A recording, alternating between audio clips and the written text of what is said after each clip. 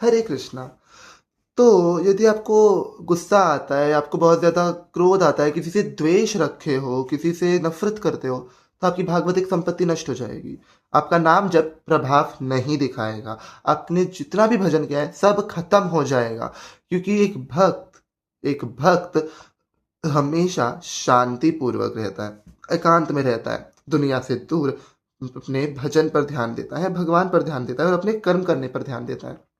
इसीलिए कहा जाता है कि जो डिवोटीज होते हैं, जो भक्त होते हैं, उनको एकांत में ही भजन करना चाहिए, एकांत में ही रहना चाहिए। और अक्सर बहुत सारे डिवोटीज अकेले ही रहते हैं, क्योंकि संसार में जाएंगे तो क्रोध, काम, क्रोध, मोह, लोभ, मद मत्सर्य सब भरा पड़ा है। और इसके अधीन हम भी आ सकते हैं, क्योंकि हम अब उस स्तर तक नहीं पहुंचे, उस लेवल तक नहीं पहुंचे भक्ति के, कि हम पर काम, क्रोध, मोह, लोभ, मद मत्सर्य हावी नहीं होंगे। इसलिए एकांत में रह के भजन करो, अकेले रहो, अपना कर्म करो और खुश रहो। क्योंकि यदि क्रोध, थोड़ा सा भी क्रोध किया, भागवतिक संपत्ति नष्ट हो जाएगी। गाली दी, नाम जप खत्म हो जाएगा। किसी से ईर्ष्या रखी, भगवान से दूर हो जाओगे। इसीलिए भक्तजन अकेले में ही जीवन व्यतीत करते हैं। इसलिए भक्तजन अकेले ही भजन करते हैं, एकांत में ही भजन करते हैं।